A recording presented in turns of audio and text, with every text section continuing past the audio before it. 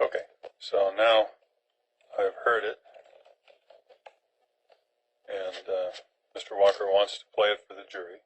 And, Your Honor, I was trying to be accommodating to the defense, and including what I thought was a roll call situation where he was calling to answer for the questions, answer for his cases, and maybe just have that as something that he wanted to have on the record in front of the jury. There are so many things in this audio footage that would mistry our case, that would be reversible error. There'd be no way that we could get a fair and impartial jury if we were to play this for them. So I would like to withdraw my accommodation and allowing this evidence to go to the jury. I would like, Your Honor, to reconsider this ruling and have this be deemed as inadmissible. Even though it shows his personal opinion on how he views my beliefs? Absolutely irrelevant to this case today. So which judge was this? Judge Branford. And he's the one who issued the order to have me arrested. Okay, so I understand what everybody's issues are here, so, but what I want to do is try to restate it, so if I don't understand what you're saying, so you need to straighten me out, and same with the state. What I've got here is a court appearance that apparently Mr. Walker had before Judge Branford on some other cases, not this, and for one reason or another, apparently, according to the audio that I heard, the defendant was not present at the time scheduled for trial, and I'm not saying, sir, what that reason was, but it sounds like you weren't there. And what I heard is something that most judges do, which is tell the jury we didn't just drag you down here for no reason. You know, we had a trial set to go on and something went haywire. But the details of it are somewhat problematic. With his personal opinion. Well, you know, there's that. Explaining it to the jury. Yes, there's that, but there's also in there a bunch of statements, sir, that cause me concern that if the jury heard them, it might be difficult for them to be fair because you are reported to be charged with a felony crime. And as far as I know, you've never been convicted of that, so there's no reason that should be in evidence because you are not a convicted felon with regard to that case. You are also apparently charged, or were about to be charged with another crime called failure to appear, which you may have been charged with. I think we did the arraignment on that, but you've never been convicted of that. So I don't want the jury to hear that because they're going to start thinking, boy, this guy, Mr. Walker, is a career criminal. And if he did all those crimes, he probably did this one. They can't do that. They can only decide this based on the facts. And part of the facts are, sir, that you have at least an argument that you have a defense that what you did in this case was perfectly legal.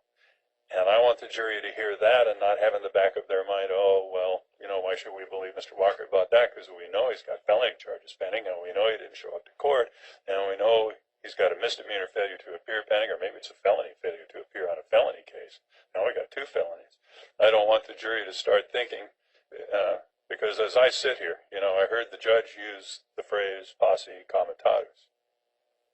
I don't know what that is, but what I do know is that everyone, almost everyone I know, when they hear that, they go, oh God, not one of those people.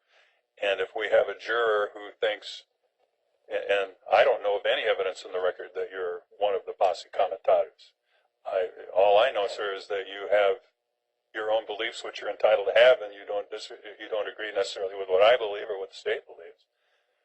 But I wouldn't want you to get painted with that brush because I'm worried that there may be some jurors who think, oh God, not one of those posse comitatus people. We're going to show him how this place is run. I'm also worried about some of the other comments in there, which I think may be prejudicial to your case and distract the jury from hearing your argument that, yes, I went in and recorded that and I had every right on the planet to do it, and here's the statute that says I could. That's what they should be hearing. So I'm not asking you to agree with anything I said, sir, but do you know what I mean when I say that? I know what you mean, and okay, I still like the jury to hear that because the whole basis of this is if Mr. Branford hadn't issued that order to have me arrested, which he should know the law. He has these books, just like you have those books. Yep. And he should understand the statute before he issues the order, instead of just issuing the order off the assumption that, hey, I'm recording in a courtroom. Well, I have the right to record in a courtroom on certain situations determining the circumstances. Yeah, and And he issued an order, in my opinion, because he doesn't like He doesn't like the way I think. He thinks I'm anti-government, which I'm pro-good government. All I've ever required was for you people to show your oaths and your bonds with your credentials. That's all I've ever required. Yeah. And so, sir, I appreciate what you're saying. And looking at it now from a relevance point of view, I want to talk to you about that too before I make a decision. Again, the question that this jury has to decide is, did Mr. Walker go in there with a camera? They've got evidence they can say yes or no. Did Mr. Walker video the proceedings? They've got evidence from which they can say yes or no. Then they're going to be asked the question, did Mr. Walker do that legally? Did the law let him go in and do that? And they're going to be able to answer that yes or no. Not one of those questions requires any information about whether Judge Branford is a good guy or a bad guy, or whether he thinks you're a good guy or a bad guy. That's not the issue. The issue is what conduct did you engage in on that date, and was it legal? So, again, I don't expect you to agree with anything that I say, but it's important to me that you are aware of how I'm thinking about it. And so, do you know what I mean when I say that, even though you may not agree? That when I'm saying that no matter what kind of Well, I guy understand Judge to get the Branford point is, across to me that there are certain risks in having this different situation observed, but that's part of it. my Yeah. point is, I want the people that are going to judge me to understand who the people issuing these orders are and how they think about me Mhm. in making these judicial determinations and these judgments to have me arrested or anything in the first place. Okay, and I appreciate, sir, how that could be a concern. I completely get that. Because if they just, that's my whole problem with this whole thing. This Yeah. is why I am still objecting to it, because these people have all the resources in the world, and I'm just but a man trying to raise my family. Yeah. It's not my job to go to law school and learn these hundreds and thousands of different statutes. Not one person in here can quote 200 statutes to me right now, let alone the whole concept of the Oregon Revised Statutes and the Oregon Rules of Civil Procedure and the Oregon Rules of Judicial Conduct and all of these different things. And if a man doesn't understand something, he cannot be held accountable to it. Okay. So, but the second half of what I was saying, sir, is the relevance issue. Let's say that you could To me, prove, that's not important. I would rather have them know this yeah, than to only go off of what the state is saying. This is the law, and this is the fact that you're given. This is the evidence, and you only judge the facts off the law we give you. How is that fair and impartial at all? It's not. And you can't sit there and tell me it is, or you'd be lying to me. okay. So, Well, I've been recording for over a year. No one has ever told me not to. I've never had situations, and this one time, Thomas Branford, because I challenged his jurisdiction because he doesn't give me his oath and his bond, and I challenged their jurisdiction because they tell me it's not appropriate for them to give me their oaths and their bonds. Yet, it's appropriate for you guys to send police officers out on the street and demand credentials of driver's license and registrations and insurance from the people. Yet, we demand your credentials, and you tell us, well, that's your opinion, that's your belief. How does that even in your mind work? That you could demand the people's credentials that delegate the authority to the government, but the government doesn't have to give the people their credentials. How does that even work? okay. Can you explain that to me? Because I doubt you can actually explain it to where it's going to make sense. Well, the best I can say about that, sir, is that we have a disagreement about what's required by the law. That's what you guys always say. Well, and it happens to be true. I mean, I don't think that's what the law provides, but that doesn't have anything to do with this case.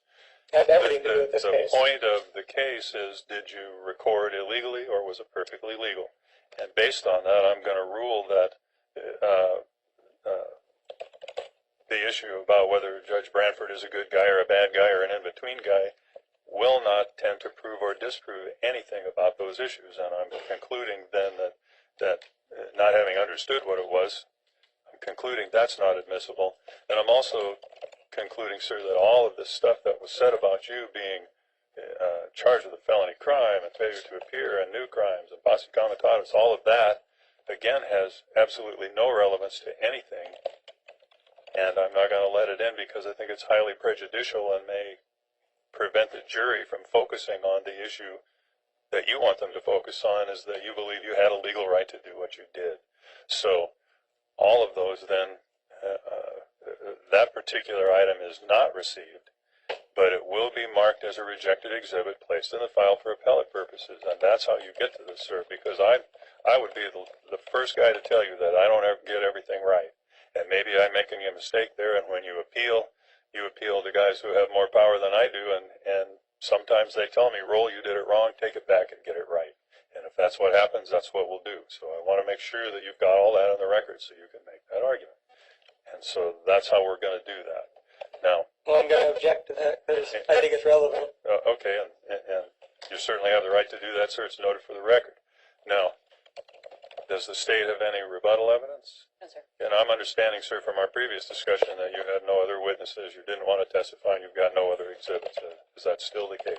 Yeah, I just Okay. want to explain the statute, and I want to explain So now we're going to get to that right now. the jury instructions on how they're charging me and Okay. what they're charging me with. Yeah, I've been promising you all day we'd get to that. Here we are. So, we have the instructions, and at least I think I do. Yeah. So, it sounds to me, sir, like the primary concern you have is not with what we call the uniform instructions about, what's direct evidence, what's circumstantial, and those kinds of things, but your primary concern is the statutory material. And That they're misapplying to me. yeah, and so I have something called State Special Instruction Number 1, which is called Interception of Communication. So do you have that where you can find it, sir? Yeah, I have the original one and the new revised one, Yeah, and okay. both of them. And hopefully I have the one we're going to work with, and then I have number 2. And I'm not saying we're going to give them. I just want to make sure you got them, so when we talk about them, we've all got them out. So do you have States 2 also that starts, it says the statute of unlawfully obtaining? You see that one? Yeah. Okay. So now, you wanted us to look at the statute, and I have that right here. Well, this is what I want to explain to the jury, Yeah, well, and I should have the right to explain that to the jury. yeah, well, we're going to get to that. I just want to take a look at that. So I have States 1 says, Oregon law provides a person commits a crime of interception of communication if the person knowingly obtains whole or part of conversation by means of a device, contrivance, machine, apparatus, to wit, audio-visual recording device, all participants in the conversation not being specifically informed that their conversation was being obtained. Now, will you So- read interception of communication? Yes, I'm looking for that right now, sir. ORS 165543. 542-543 says any person who willfully intercepts, attempts to intercept, or procures any other person to intercept or attempt to intercept any wire or oral communication where such person is not a party to the communication and none of the parties to the communication has given prior consent to the interception Now, I'll is tell you, guilty of a Class A misdemeanor, and then it says, as used in this section, terms intercept and wire or oral communication have the meaning in 132-721. Yes, now I'll tell you that Edward Johnson specifically gave me, what's the word I'm looking for? permission Permission Yeah. to record his hearing for his defense. Now, of prior consent's what the statute says. prior That's consent, what, he's given me prior consent. got it. And they're charging me with interception of communication, yet they're quoting obtaining contents of communications, and they're quoting subsection 1C, but they're not even quoting the exact subsection. They've taken parts out and put in their own words.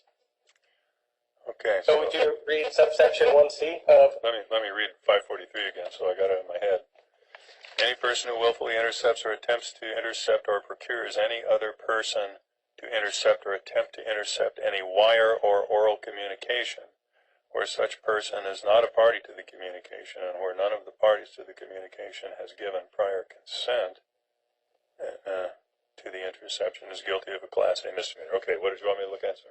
ORS 165540, obtaining contents of communications?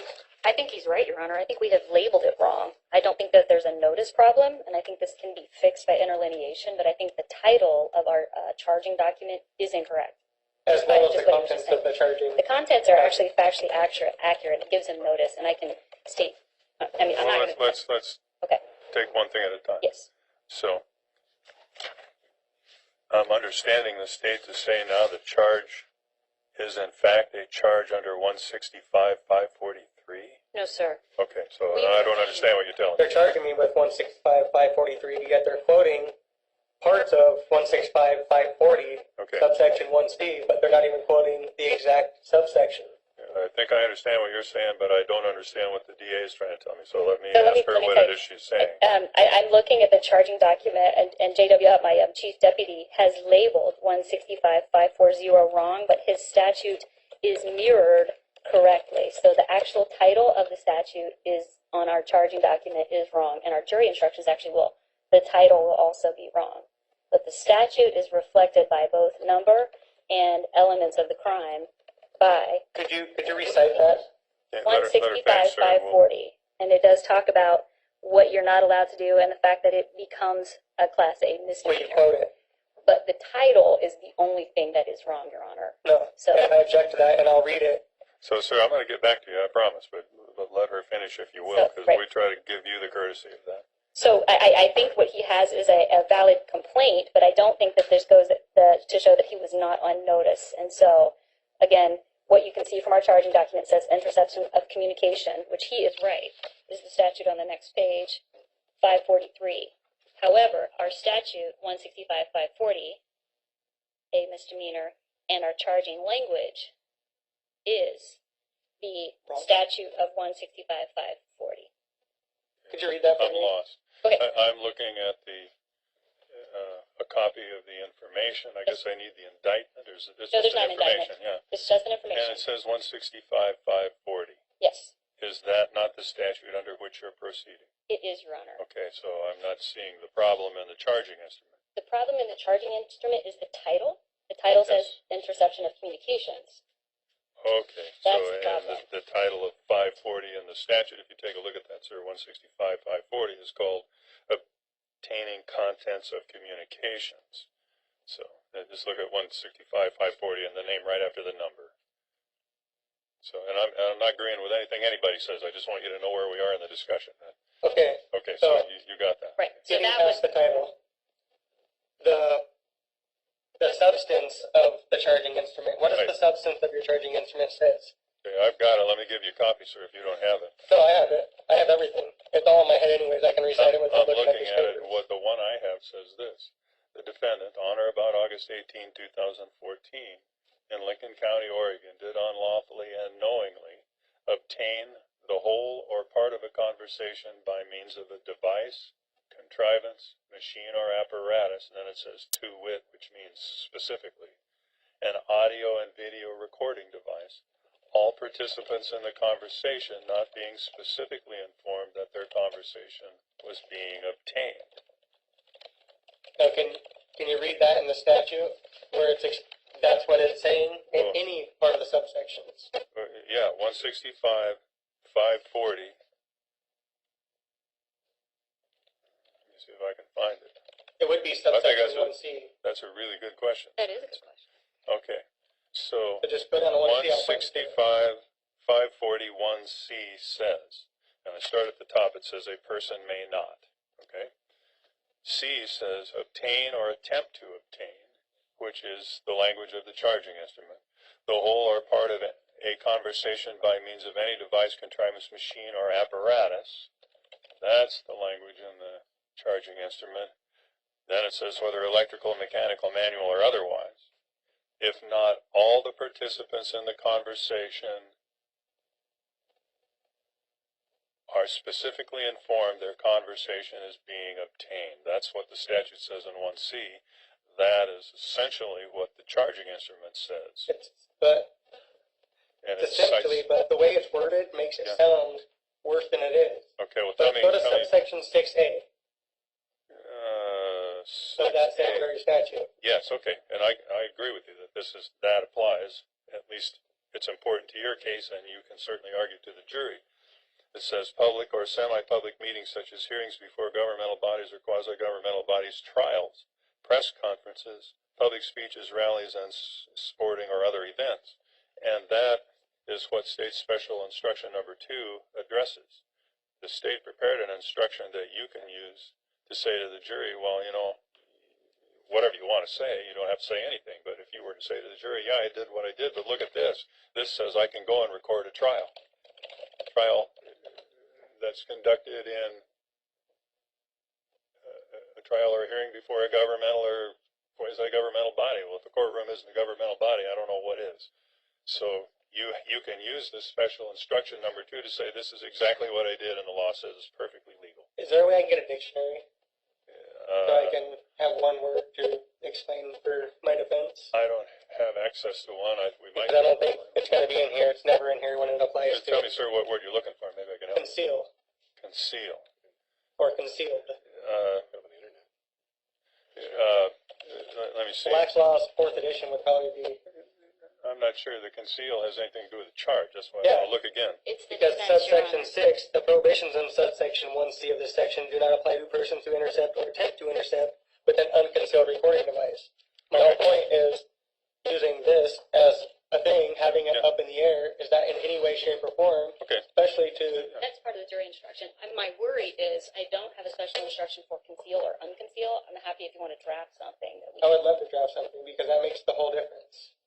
Well, I think it certainly is an important question, sir. I agree with you. So, I don't ever conceal or hide anything. I'm an open book. yeah, why don't I do this? I'll take a minute. I'll go look and see if I've got a dictionary, and if I don't, I'll look to see if there is a legal definition of conceal that I can show you. He just said he'd look it up on the internet, and Yeah, well, preferably you know, I Black's Law don't- Dictionary would be the best. Okay, and then maybe we've got one here. If we don't have a law dictionary, we ought to. Let me see if I can find one, sir, and I'll go look that word up. If I find it, I'll bring it out. Everybody can take a look at it, and if it's something you think is important, you can certainly use it, okay? So I'm gonna step out for a minute, and we can stay on the record while I'm gone.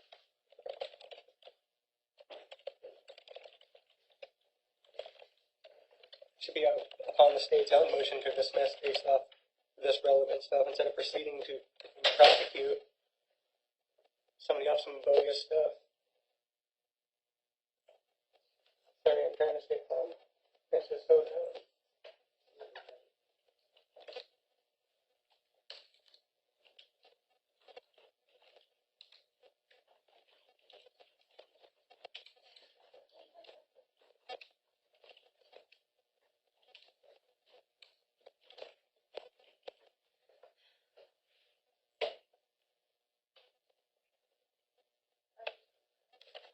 Okay.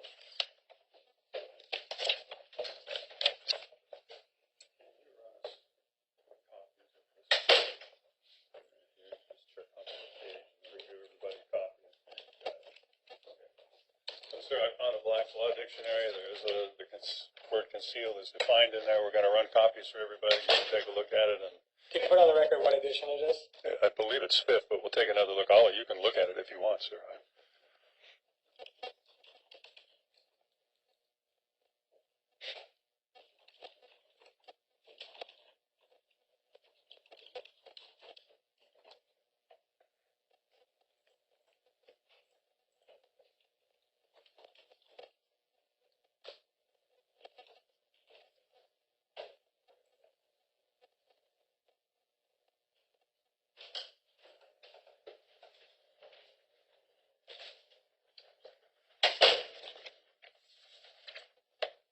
Okay, so, sir, this is the 5th edition. It's taken from page 261.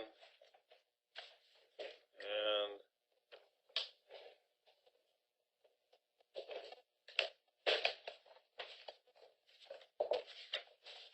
not sure what the publishing date was.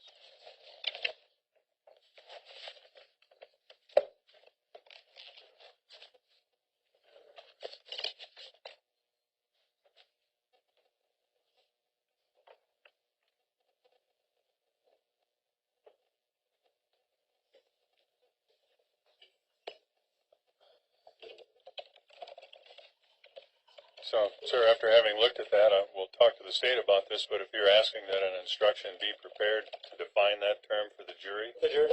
I would like for that to happen. does the state have a problem with no that? objection to that, Your Honor. Okay, so I'm going to propose this, sir. If you take a look at that page again, I'm going to propose that we prepare a jury instruction that says the word conceal means to hide, secret, or withhold from the knowledge of others, and then there's to withdraw from observation, to withhold from utterance or declaration. I think that means that you don't talk about it, you conceal it by remaining silent, which probably doesn't apply here. To cover or keep from sight. It's plain and simple. Yeah, it's pretty straightforward. So if you want us to prepare an instruction like that, we can certainly do I that. would like for that to be done. Okay. I require that to be done. Okay, so can we do that here? Or? If it'd be easier, I can have one prepared, and if I can, I don't think, can I print it here? If you want, you can email it to me. I can do it. Okay, so what we're going to do, sir, is I don't have access to what I need to do to type it up. The DA is going to type it up. We'll print it out. We'll give you a copy, and if it meets with your satisfaction, then that's what we'll use. But I have objection because Yeah. the wording of the instruction number 1, Yeah, I got to find it again. Okay, yeah. you said it's, in essence of what it's saying, but it's not the exact of what it's saying. And So show me where it's different, sir. That's well, what I starting need. from machinery apparatus, Okay, they took out the rest of the, Let me get there. So we're looking at this is the intersection of C. Am I looking at 1C? 1C of Yes, obtaining okay. contents of communications. Okay, got it. They took out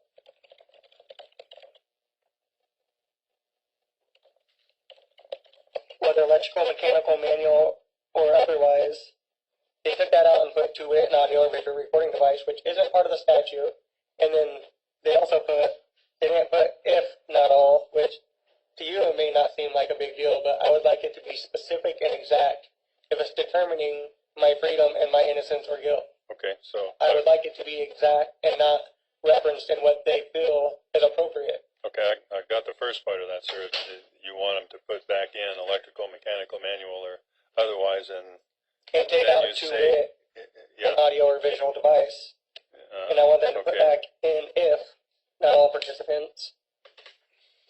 Say that again. I'm trying to track this. Okay, where it says to wit audio visual recording device, I think Mr. Walker wants that removed in its place. I just If wanted to be not, quoted exact. yeah, if not, So you have the statute in front of which you. would make it identical to the statute. Not to, okay, so otherwise. No participants in the conversation. Okay. Your Honor, I'm assuming that he's making this motion to change the charging instrument, Other new motions. Well, I think requesting that the charging instrument be changed. so. I'm not making a motion. Okay, so sir, let's talk about that. I'm understanding you to say that you want the jury instruction to say that because that's what the statute says. Is that right? Well, I want her charging instrument to read exactly what they're charging me with. Okay, and if that's So I what wanted you want, to sir, say- we can do that. I want it to say obtaining contents of communications. I want her to just do her own motion to dismiss this case based off lack of jurisdiction because it clearly states in here with what's already been seen. Obviously, I'm not concealing it or doing anything. It's up head height above my head, recording, unconcealed.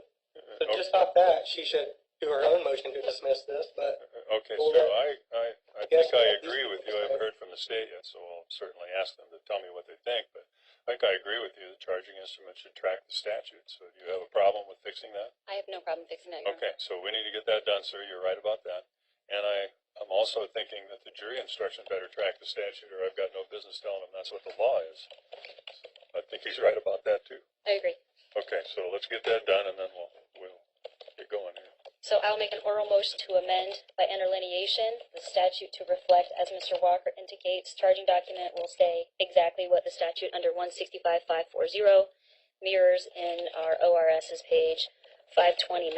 I will also be changing the title instead of interception of communication to obtaining contents of communication as reflected in 165.540. Okay, so you understand, sir, the state's required by law to make that by motion to me to get my permission. I understand that you don't have a problem with that. I understand also that you don't want to make a motion. But Well, this wouldn't if be I can making make a a verbal motion. notice and the nature of a motion, Sure, and so all I'm I'd like to saying, make a notice, a verbal notice in the nature of a motion to move this court to dismiss based off the judicial code of conduct, which apply to all bar members, okay, based off the integrity and competence for any of these charging instruments. You could go through this whole entire stack of these charging instruments and you're going to see the level of competency. I mean, we're dealing with people's lives, not paychecks. You guys are charging people, and you're charging me, one of the people, and they can't even get their wording right. They can't even get my social security number right. They're bringing up Colorado driver's license and all this different stuff, Yeah. and all of their different stuff. Okay, so, Which sir, shows the level of competence and integrity of actually doing their job to make sure everything's right. yeah, I understand what you're saying, but I need to do one thing at a time. So at your request, sir, they're going to do that, and the state's made the motion, so I'll grant the state's motion, because that gets done what you want done. The charging instrument's going to say what it should say. Now, I agree that the jury instruction should say what it should say, so we're going to get to that next. And then, if you'll give me just a minute, sir, we'll come back to the motion to dismiss. Okay? Nature of a motion. Notice in the nature of a motion. Yes, I'm sorry, sir. What, Thank you. yeah, I didn't mean to put words in your mouth. It's all right. Whatever you choose to call it, I'll recognize it and we'll address it. Appreciate that. Yeah.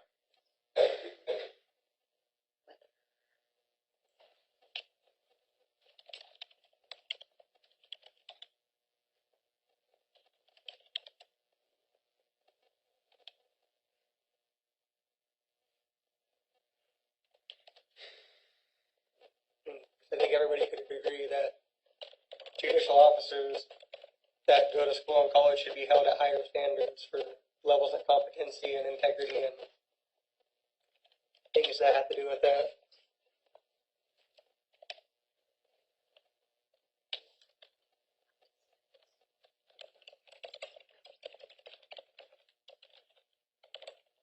Being in positions of authority and power.